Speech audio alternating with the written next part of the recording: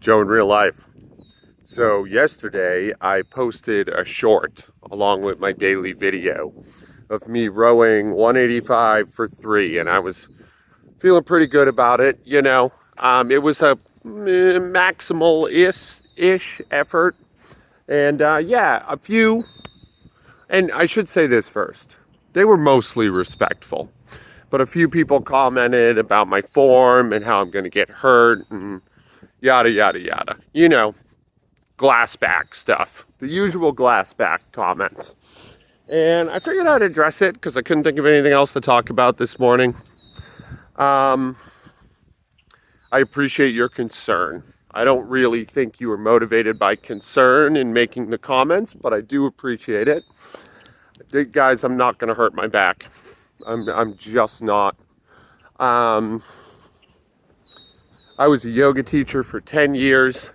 Yoga, all its pros and cons. One thing a dedicated yoga practice will do, it will bulletproof your lower back. Like, should I tighten up my form? Should I, tune up all these aspects? Absolutely. There's no argument there. That's absolutely, that's just true. It's just a true statement. But I'm 46 years old. I've been lifting like an idiot my whole life. I get hurt regularly. Like a regular person that does dumb stuff. I've never hurt my lower back, and I'm never going to. While that row was relatively heavy for me, I could do a Zurcher Jefferson deadlift with more weight than that. Or Jefferson curl, I guess, not a Jefferson deadlift. But in fact, you know what? I might do that today, just to show you, just to put it up there evidence-wise. Or if I can't Jefferson curl 185 safely, I can come pretty damn close.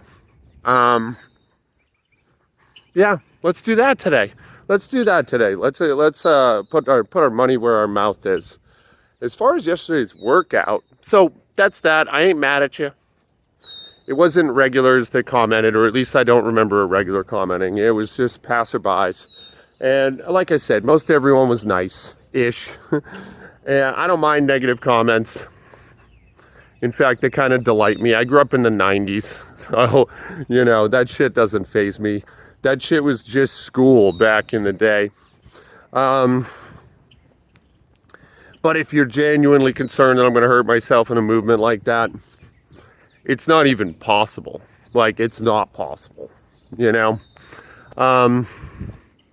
What Atlas Power Shrugs calls them, glassbacks, which is kind of mean.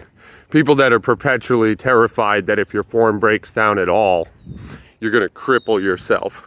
And that's just not how the human body works or is designed. Tuning up your form is good for performance reasons. It's not especially good for injury prevention. I find it more useful to think of injury as not something you can prevent, but something that's inevitable and that you can take steps to minimize, not something you can stop. I think that's a really toxic attitude, honestly. Anyway, yesterday's workout was great, and I'm sore today. I'm not crippled, but I'm a little tender. You know what weirdly hit me more than anything else? Those pullovers. Like groin to throat, my midline, it's pretty tore up. And I did not expect that. I didn't really feel like it was a lot of work. I mentioned yesterday I don't often do pullovers, but I do them semi-regularly. And what I don't do is long sets with high rep ranges. And I am smoked. My obliques are sore. I didn't even use my obliques. And it's definitely from that. Well, I used my obliques. But, not I didn't target my obliques. My neck is sore, which kind of feels awesome. I don't think I've ever like gotten my neck this sore. You know, abs feel tight as a drum, man. Feeling good through all those weird little intercostal muscles under your armpit. I'm definitely going to keep that in a rotation for a little bit. But yeah, anyway, let's do Jefferson curls. Let's see what that feels like today. And that's that. Yeah. A little clap back from the Glassbacks. and we'll squat too. Why not? I think I'm supposed to do that every day, so I guess we'll keep that trend going. Stay tuned. So it occurred to me while I was doing this lame little workout that I might have come off more judgy than I intended in my intro talk. I haven't re-listened to it, so it's possible that I threaded the needle better than I expected. But in case I didn't, I just want to stress that, like, if you have lower back issues, I'm not trying to imply that I'm a superior athlete to you in some way. In all likelihood, I'm inferior in almost every way. We all have our own unique mechanical struggles, and having a lower back problem,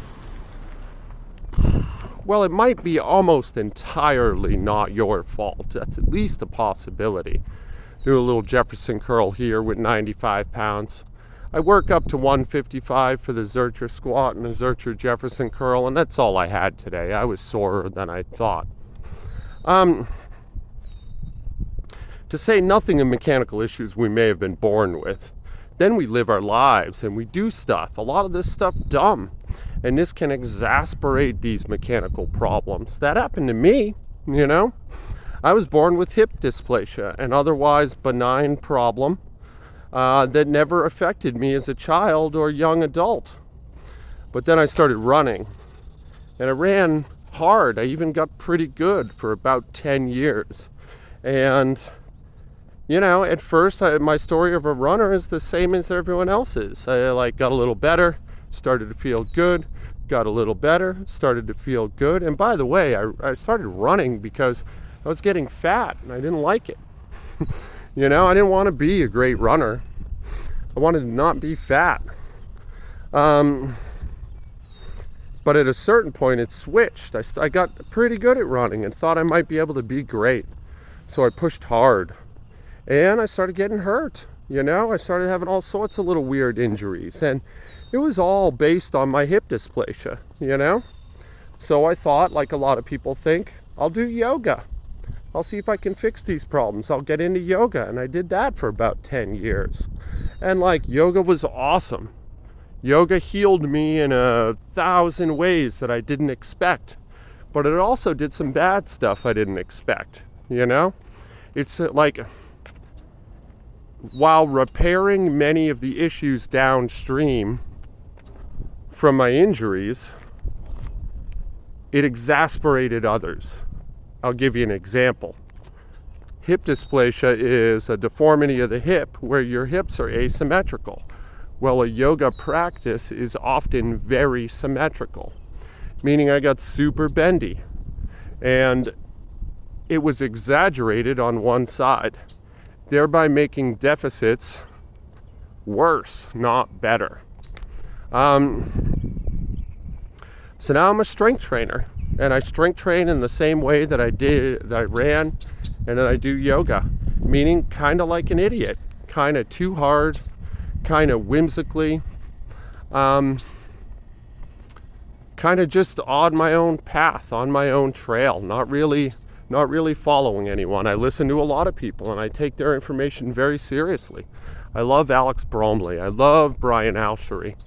And I think their material can be trusted. But I think a lot of people on YouTube and just fitness, you know, industry in general are full of shit. They're grifters and they're putting out bad information. I'm talking to my lady love right here. Forgive me for, yeah. And like, anyway, that defeats the purpose, because I'm doing this to learn about me, you know? And I've kind of given up on results. Like, I like results. Results are fun. It's a great way to get you out of bed and get doing something in the morning. But a better way is to genuinely enjoy the thing you're doing, you know? I wake up excited to come down here and do this stuff, and I'm not concerned with being the best or even being very good. And, you know, my body's peculiar. I'm a weird looking guy with a weird shape. And on top of that, underneath the surface, I got a host of problems, a host of weird mechanical problems. Trying to fix those and trying to explore those and trying to work around those, that's my game, and I enjoy it, you know?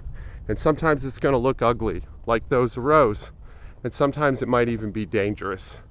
But I accept the responsibility of that, you know? That was a pretty good rant. I think I'm done. Anyway, that's it for today. I love you guys. This is Joe in real life. Be good to each other.